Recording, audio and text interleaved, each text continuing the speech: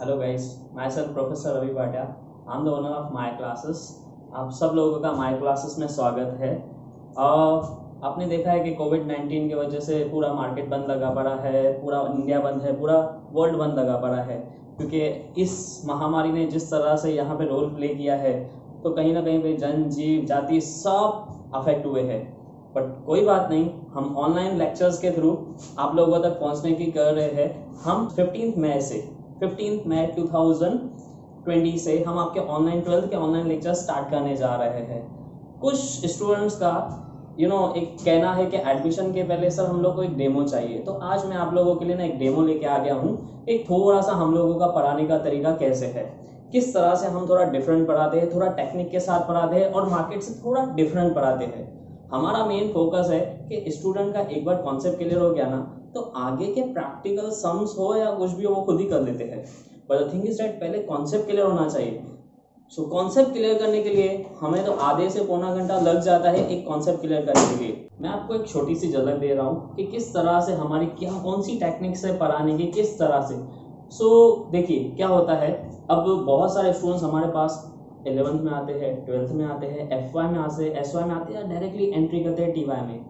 11 12 तो ठीक है, बट हमने कुछ स्टूडेंट को ऐसे भी देखा है कि जो TY में आते हैं और TY में आने के बाद उनके ना कॉन्सेप्ट फंडामेंटल्स क्लियर नहीं होते हैं, तो हम पहले 2 से 3 दिन तो सिर्फ फंडामेंटल्स क्लियर करने में लगा देते हैं। 11th पढ़ाते हैं हम बच्चों को। आज मेरा TY का तो लेक्चर नहीं है, आज मेरा 12th का लेक्चर है। 12th के बच्चों, आज मैं आपसे एक सिंपल सा छोटा सा एक क्वेश्चन पूछ रहा हूँ। देखिए आप सबको तो ये बात की बातें है कि हमारे कितने सब्जेक्ट्स है, क्या है, आप सबको पता है। वैसे 6 सब्जेक्ट्स है हमारे, ठीक है। उसमें से जो मोस्ट इंपॉर्टेंट प्रैक्टिकल सब्जेक्ट्स है वो है हमारा BK, that is book keeping. Book keeping बहुत सारे स्टूडेंट्स का ना काफी इंटरेस्टिंग सब्जेक्ट होता है और बहुत स्कोरिंग सब्जेक्ट भी है। एंड आप लोगों को बता दूं, इस बार जो 12th कॉमर्स का सिलेबस है ना, वो पूरी तरह से चेंज हुआ है। कुछ लोग ऐसे लग रहा है कि 12th का सिलेबस चेंज हुआ है तो काफी डिफिकल्ट है। नहीं, ये बिल्कुल दिमाग से निकाल दीजिए कि वो डिफिकल्ट है। बहुत इजी सिलेबस आया हुआ है। इनफैक्ट मार्केट में आज जो चल रहा है, क्या ट्रेंडिंग है मार्केट में, उसको ध्यान में रखते हुए बनाया हुआ है, जो आप लोगों को प्रैक्टिकल कॉर्पोरेट वर्ल्ड में काम आएगा। सिलेबस काफी ज्यादा इजी है। डोंट पैनिक, किसी भी तरह से आप लोगों को पैनिक होने की जरूरत नहीं है। थोड़ा सा ये मार्केट कैसे लॉकडाउन खत्म हो जाए, ओपन हो जाए, तो कैसे एजुकेशन एक ऐसी इंडस्ट्री है जहां पे ऑनलाइन लेक्चर्स कम, ऑफलाइन लेक्चर्स ज्यादा होता है। बच्चों का हमारे सामने होना, हमारा बच्चों के सामने होना, एक किक लगना, वो एक अलग बातें हो जाती है। और जो एग्जाम्पल हम लोग इंटरेक्शन एक दूसरे से कर सकते हैं, अभी क्या आप मुझे सुन रहे हैं, आप लोगों को बहुत कुछ पूछना होगा, तो एक इंटरेक्शन में एक मजा होता है, एक क्वेश्चन आंसरिंग में मजा होता है। किसी ने गलत आंसर दिया और मजा होता है, तो हम एक गलत आंसर से बहुत सारे सही आंसर से बहुत कुछ सीख सकते हैं। आज मैं आपसे ना एक छोटा सा डाउट पूछ रहा हूँ, एक छोटा सा क्वेश्चन है मेरा। आप सब 11th करके आए हैं, अभी आप 12th की तरफ बढ़ रहे हैं। मान लो मैं एक बेसिक क्वेश्चन पूछ लेता हूँ आपसे। बेसिक क्वेश्चन आपको पता होना चाहिए। अब जैसे कि हम लोग अगर BK की बात करें, बुक कीपिंग की बात करें, तो जहां तक हम मानते हैं बुक कीपिंग एक ऐसी चीज है जो कि स्टार्ट होती है डेबिट से एंड खत्म होती है क्रेडिट पे।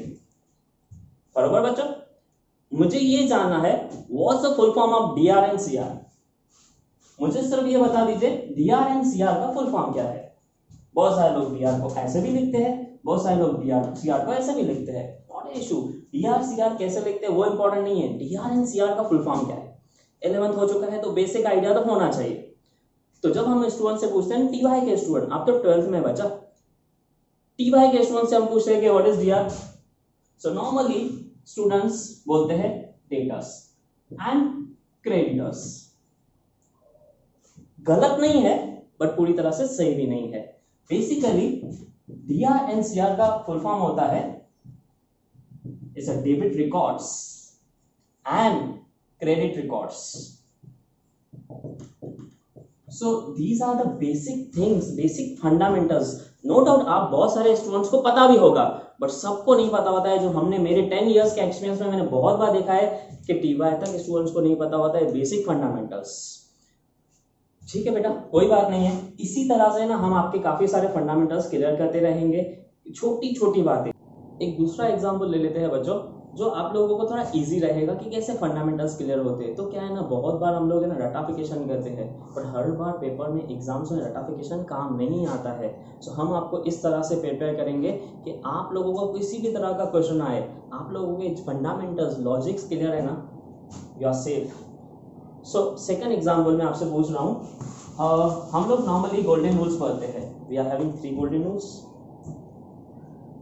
Personal accounts, real accounts and nominal account. Personal rule क्या बोलता है? Debit the receiver, credit the giver. Real rule क्या बोलता है? Debit what comes in, credit what goes out. And nominal account क्या बोलता है? Debit all expenses and losses, credit all incomes and gain. So मुझे सिर्फ यही समझना है कि पर्सनल रूल का एग्जैक्टली मतलब क्या, पर्सनल रूल किसके ऊपर अप्लाई होता है, रियल रूल किसके ऊपर अप्लाई होता है, नॉमिनल रूल किसके ऊपर अप्लाई होता है। तो ये सब हम लोग क्लासरूम में सीखेंगे, हम लोग ऑनलाइन लेक्चर्स में सीखेंगे। हाँ, अगर बात करें इतनी कि 11th में आपने ये सब चीजें की हुई है, बेसिक हो चुका है, सो मेरा एक खाली फोकस करना चाहूंगा एक नॉमिनल रूल पे। नॉमिनल रूल बोलता है debit all expenses and losses, credit all incomes and gains. Now the thing is that debit all expenses and losses, credit all incomes and gain. और हमने ये देखा भी है बहुत बार, जब हम लोग प्रॉफिट एंड लॉस बनाते हैं तो हम ये साइड क्या लिखते हैं? एक्सपेंसेस एंड लॉसेस, और ये साइड क्या लिखते हैं? Income and gains. जैसे कि यहाँ पे आपने सैलरी लिख दिया, रेंट लिख दिया, टी एक्सपेंसेस लिख दिया, प्रिंटिंग एंड स्टेशनरी लिख दिया, सब तरह के खर्चे लिखते हैं या लॉसेस लिखते हैं। ये साइड हम लोग क्या लिखते हैं? Gross profit. ग्रॉस प्रॉफिट सबसे बड़ा प्रॉफिट होता है बिजनेस का, जिसको हम लोग ट्रेडिंग प्रॉफिट भी बोलते हैं। जो हम बिजनेस करते हैं दैट इज हमारा ट्रेडिंग, वो ट्रेडिंग प्रॉफिट सबसे पहले इसके लिए ना हम लोग यहाँ पे इंपॉर्टेंट देते हैं ग्रॉस प्रॉफिट को। आप कुछ भी कर लो, आपने कभी ग्रॉस प्रॉफिट नीचे लिखा है? नहीं, सबसे पहले आप पीएनएल में लिखते हो तो ग्रॉस प्रॉफिट लिखते हो, बिकॉज ये बिजनेस का मेन ऑपरेटिंग प्रॉफिट है, ट्रेडिंग प्रॉफिट है, मेन प्रॉफिट है। दूसरे प्रॉफिट क्या होते हैं? रेंट होता है, इंटरेस्ट होता है, ये साइड के इनकम्स होते हैं जो हम लोग नीचे लिख देते हैं, पर सबसे पहले लिखते हैं ग्रॉस प्रॉफिट। चलिए, ये बात तो समझ में आई कि ये साइड लिखते हैं एक्सपेंसेस एंड लॉसेस, और ये साइड लिखते हैं हम लोग इनकम्स एंड गेन्स। बच्चा लोग बहुत बार मेरे से ना स्टूडेंट क्वेश्चन पूछते हैं, या मैं स्टूडेंट से क्वेश्चन पूछता हूँ, थोड़ा सा ट्विस्ट कि देखे तो सही उनका किस तरह का नॉलेज है। सो बहुत बार हम लोग यहाँ पे एक्सपेंसेस एंड लॉसेस लिख देते हैं, यहाँ पे हम लोग लास्ट में लिखते हैं टू नेट प्रॉफिट, बरोबर, नेट प्रॉफिट। अब जब अगर debit all expenses and losses होता है तो भैया नेट प्रॉफिट यहाँ पे क्या करता है? जब ये सवाल मैं स्टूडेंट से पूछता हूँ तो स्टूडेंट कंफ्यूज हो जाते हैं, बात तो बरोबर है, यहाँ पे आना चाहिए एक्सपेंसेस एंड लॉसेस, तो नेट प्रॉफिट यहाँ पे कैसे आया? प्रॉफिट कैसे आया? प्रॉफिट तो इधर आना चाहिए ना, इधर कैसे आ गया? देखिए, ये जो नेट प्रॉफिट है ना, ये अपने जगह पे बरोबर है, ये गलत नहीं है, सिर्फ समझ की बात है। क्या होता है, जब भी कोई भी हम लोग लेजर क्लोज करते हैं तो उसको हम लोगों को लास्ट में टैली करना होता है, और कोई भी बैलेंस होता है तो उसको उठा के हम लोगों को कैरी फॉरवर्ड करना होता है या कैरी डाउन करना होता है। तो इससे हमको क्या पता चलता है? अभी देखिए, ये साइड सपोज करो कि हम लोगों ने 1000 रुपीज लिखा इनकम, और ये साइड हम लोग ने एक्सपेंसेस लिखा 800 रुपीज। जब लास्ट में हम लोग टैली करेंगे तो क्या लिखेंगे? 1000, और यहां पे भी क्या लिखेंगे? जो हैवी है 1000, बरोबर। 1000 में से अगर हम लोग 800 लेस कर दे तो नेट प्रॉफिट बचा 200। M I correct? सो ये 200 जो प्रॉफिट है बरोबर है, क्योंकि इनकम 1000 है और खर्चा 800 है, तो 200 तो प्रॉफिट हुआ ना। और ये प्रॉफिट ये साइड ना लिखे ये साइड क्यों लिखा? इससे कैरी फॉरवर्ड हमें ये दिखाना होता है जो हमारा क्रेडिट है, जो हमारे इनकम से, वो हमारे खर्चों से कहीं गुना ज्यादा है। जैसे कि हमारा इनकम है 1000 रुपया, पर हमारे खर्चे है 800 रुपए, तो हमारे पास बचा 200 रुपए का प्रॉफिट। ये डेबिट साइड है, इट डजंट मीन कि ये लॉस हो गया, क्योंकि हमारे इनकम्स, हमारे गेन्स हैवी है एक्सपेंसेस से, तो हमें टैली कैरी फॉरवर्ड करने के लिए वो यहाँ लिखना पड़ता है। यहाँ पे नेट प्रॉफिट आता है, बरोबर है, सही है, बट उसका एक अलग लॉजिक होता है। तो बच्चा, आप लोग ने ये समझा रहेगा किस तरह से फंडामेंटल्स काम करते हैं। बहुत बार हम लोग है ना रट्टाफिकेशन से चीज़ें लिख देते हैं, सैलरी डेबिट में आएगा, रेंट क्रेडिट में आएगा, बहुत सारी चीज़ें होती है जो हम लोग रट्टाफिकेशन से देखते हैं, बट कभी एक्स्ट्राऑर्डिनरी आइटम्स आ जाता है ना, हम कंफ्यूज हो जाते हैं। फिर लास्ट में क्या होता है? हमारा टैली नहीं होता है, हम इतनी मेहनत करते हैं फिर टैली नहीं होता है, फिर हम लोग एक दूसरे से पूछते हैं, बताना क्या हुआ। एट लास्ट अगर सामने वाले ने आपको रॉन्ग टैली फिगर बता दिया, आपका भी रॉन्ग होगा। बहुत बार हम लोग फंडामेंटली क्लियर ना होने की वजह से बैलेंस शीट टैली भी हो जाता है, फिर भी मार्क्स नहीं आती है। उसके पीछे बेटा एक ही रीजन है कि आप लोगों के फंडामेंटल्स की वजह से आपने कुछ पोस्टिंग गलत कर दी। देखिए अकाउंट्स में ना हर एक चीज के दो इफेक्ट होते हैं। अगर आपने एक इफेक्ट गलत मारा तो बहुत चांसेस है कि आपने दूसरा इफेक्ट भी गलत मारा रहेगा। अगर डेबिट में आपने 100 रुपीज भूल गए तो क्रेडिट में भी शायद 100 रुपीज भूल गए रहेंगे, क्योंकि आपने एक जनरल एंट्री ओमिट कर दी। तो होगा क्या, बैलेंस शीट तो टैली होगा, क्योंकि डेबिट से 100 ओमिट, क्रेडिट से 100 omit. Am I correct? So the thing is that balance sheet tally but wrong figure से टैली हो गई, फिर मार्क्स नहीं आती है हमारी। So these are the basic things. Now एक और लास्ट एग्जांपल हम लोग डिस्कस कर लेते हैं जो कि काफी इंटरेस्टिंग है। जब मैं स्टूडेंट से पूछता हूं बच्चा व्हाट इज डेप्रिसिएशन, तो सब लोगों के एक ही मुंह में एक ही बात होती है, sir it's a weird and tear use, it's a weird and tear use, it's a weird and tear use. मैं नहीं बोल रहा हूं गलत है, वेयर एंड टेयर यूज बरोबर है आपका, बट क्या होता क्या है वेयर एंड टेयर यूज, मुझे जानना है। What is wear and tear use? तो बच्चे बोलते हैं सर हमने यूज किया। एग्जाम्पल दे देते हैं, सर आप गाड़ी लेके आओ लाख रुपए वाली, 10 दिन के बाद बेचो 90,000 में मिलती है, तो आपने 10 दिन उसको वियर किया एंड टेयर कर दिया, मतलब यूज किया सिंपली। सो ये तो बात अच्छी बात है कि हाँ wear and tear use, but accounts में डेप्रिसिएशन आप बरोबर बता रहे हैं, बट जब डेप्रिसिएशन की बात आती है या आप जिस पे डेप्रिसिएशन लगाते हो उसका फंडामेंटल क्लियर होना चाहिए। एक एग्जांपल ले लेते हैं। देखिए अब हम लोग ने यहाँ पे लिखा plant and machinery, right, 10 lakh रुपए की, और इसका डेप्रिसिएशन आप क्या करोगे? अगर मैं बोल दूं कि 10% डेप्रिसिएशन है तो आप ऐसे करोगे, less depreciation at the rate of 10%। सो 10 लाख का 10% होता है 1 लाख रुपीज। अब 1 लाख यहां से लेस करके आउटर कॉलम में लिखेंगे 9 लाख, और ये 1 लाख को उठा के कहां पे डाल देंगे? प्रॉफिट एंड लॉस अकाउंट में, डेप्रिसिएशन, क्योंकि हमारा खर्चा है 1 लाख रुपीस। ये हुई बात रेक्टिफिकेशन की। यहां से काटो, यहां पे डाल दो। मेरा सवाल ये है, पहली बात तो जब हम लोग नॉमिनल रूल पढ़ते हैं तो क्या लिखा हुआ रहता है? Debit all expenses and losses, credit all incomes and gains. Now the thing is that अगर डेबिट ऑल समझते, ऑल एक्सपेंसेस है तो आपने प्लांट एंड मशीनरी वो भी तो खर्चा है, आपने वहां पे क्यों लिखा? खर्चा है ना, ऑल मतलब सब आ गए, छोटे मोटे बड़े खर्चे आ गए। बट हाँ अकाउंट्स हमें एक बहुत बड़ा रूल सिखाता है जिसको हम लोग कहते हैं मैचिंग कॉन्सेप्ट। कौन सा कॉन्सेप्ट?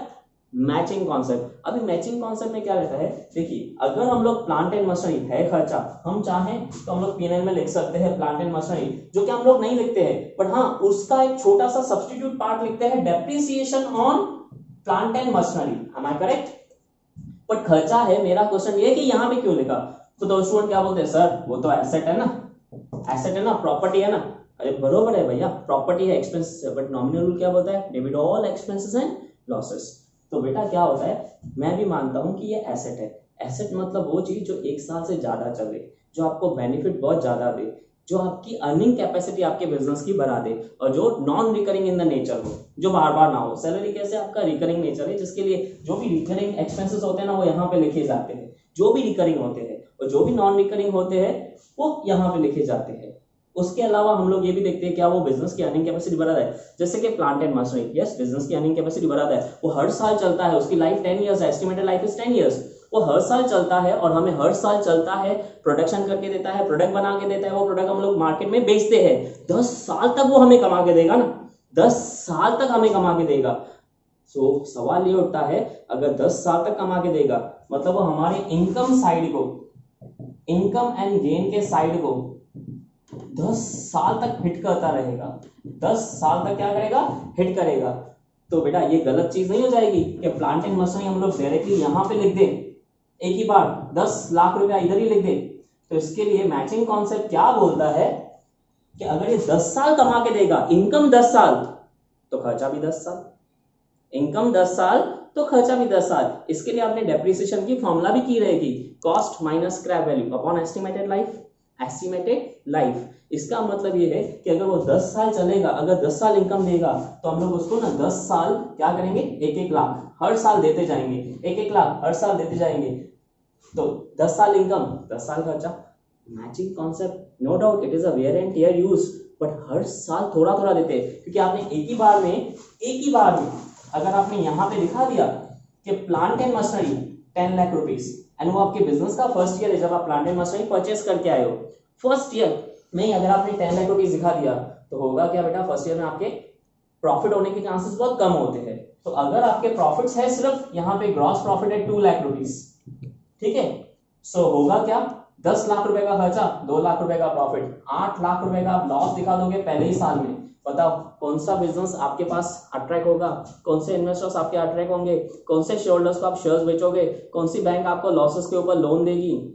इसके लिए हम लोग यहाँ पे 10 लाख ना लिख के हर साल थोड़ा थोड़ा लेते हैं। यहाँ पे क्या लिखेंगे, depreciation on plant and machinery how much, 1 lakh. अब अगर देखें तो 8 लाख लॉस नहीं है, 1 लाख प्रॉफिट है। अगर फर्स्ट ईयर में हम लोग प्रॉफिट कर रहे हैं, कौन सा इन्वेस्टर अट्रैक्ट नहीं होगा, कौन सी बैंक हमें लोन नहीं देगी। So these are the basic fundamentals. So guys क्या होता है, बहुत बार हम लोग नेम फेम एंड फ्रेंड्स के चक्कर में किधर भी क्लासेस लगा देते हैं। एक बार सोचिए समझिए कि आपको कौन सा डिसीजन लेना चाहिए। मैं आप लोगों को इनवाइट करता हूँ माय क्लासेस पे, come and feel the difference. ये तो एक छोटी सी बेसिक झलक है, मेरे हर दिन में हर एक लेक्चर में ऐसे 2-3 एग्जांपल्स होते ही है। सो आप आइए, अपने फ्रेंड्स को भी लेके आइए and feel the difference. And fundamentally strong बनना है आप लोगों को, कोई रट्टाफिकेशन एंड लॉजिक के साथ नहीं जाना है। मैं इतना ही बोलना चाहूँगा, बाकी सब आपको डिटेल्स हमारे वेबसाइट पे मिल जाएगी, हमारे व्हाट्सअप नंबर पे मिल जाएगी। आपको कुछ भी अगर डिटेल्स चाहिए, हमारा व्हाट्सअप नंबर है 9763229930। सो हाल फिलहाल तो हम लोग लॉकडाउन पीरियड में है, हम ऑनलाइन लेक्चर्स ले रहे हैं, सेशंस कंडक्ट करेंगे। डोंट वरी, अगर आपको नहीं समझ में आया due to the poor network या आपके पास प्रॉपर टेक्नोलॉजी नहीं है, किसी के घर पे मोबाइल का इशू है, व्हाटएवर, हम आपके ऑफलाइन लेक्चर्स लेंगे, ए से स्टार्ट करेंगे, वापस से स्टार्ट करेंगे, पूरी तरह से हम आपको पढ़ाएंगे। थैंक यू, इतना ही बोलना चाहूँगा। And again don't panic, syllabus are very much easy and very much interesting. अगर हम बात करें इकोनॉमिक्स की, इज टू इंटरेस्टिंग। उसमें सबसे इंपॉर्टेंट चीज स्टॉक मार्केट डाल दिया है। आज अगर आप मार्केट में देखेंगे ना, इट्स अ वेरी ट्रेंडिंग। आप साइड बाय साइड 1-2 घंटा बैठ के लैपटॉप खोल के ना आराम से 1-2 हज़ार रुपया कमा सकते हैं। हाँ, गवा भी सकते हैं बिकॉज स्टॉक मार्केट रिस्की है, बट इतना समझ लीजिए, एक बार अगर आपको फंडामेंटल्स क्लियर है तो आपके कमाने के चांसेस 60-40 हो जाते हैं, प्रॉफिट एंड लॉस के चांसेस 60-40 हो जाते हैं। सो इस बार महाराष्ट्र बोर्ड ने क्या किया है कि आप लोगों के सिलेबस में इकोनॉमिक्स को काफी ज्यादा चेंज किया है। मैक्रो है आपके इसमें, बट उसमें मेन इंपॉर्टेंट जो रोल है वो है कैपिटल मार्केट का, जिसको हम लोग कैपिटल मार्केट को जब हम लोग एलोबरेट करेंगे बोर्ड पे तो आपको बताया जाएगा कैपिटल मार्केट के अंदर बहुत सारी चीजें आ जाती है। सबसे बड़ा मार्केट आता है उसमें शेयर मार्केट, जिसको हम लोग कहते हैं स्टॉक मार्केट। तो आज के लिए मैं यहीं पे बचा आप लोगों से विदा लेता हूँ। नेक्स्ट वीडियो में, नेक्स्ट ऑनलाइन लेक्चर्स में हम आपके साथ फिर से मिलेंगे। Bye bye, take care and stay safe, keep social distancing and follow the rules, whatever the rules announcing by the Modi government. Bye bye.